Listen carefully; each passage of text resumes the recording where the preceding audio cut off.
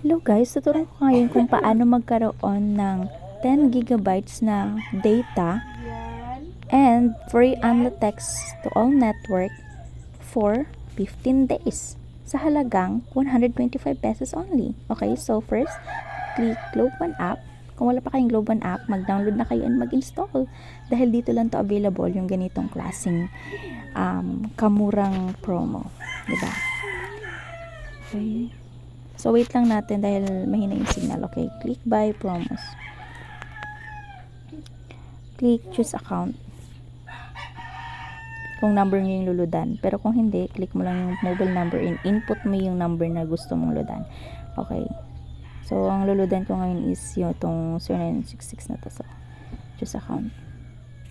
Dito sa search bar, ito, click mo lang yung go create. Input mo lang yung go create. Type mo. And then, click mo itong search na parang ayan. Okay, so, lalabas ito. Click mo lang itong go create. Kahit saang side ka dito, basta nasa loob nitong kulay blue na to is matik yan na magpunta ka dito.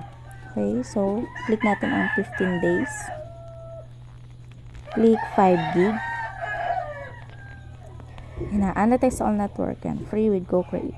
85 pesos.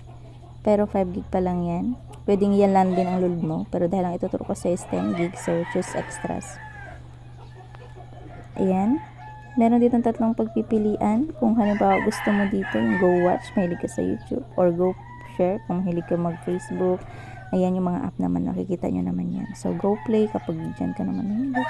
So, ako kunwari pipiliin ko is Go Share. Tapos, click ko lang tong 5 gig. Pwede rin tong 1 gig, pero yan, 93.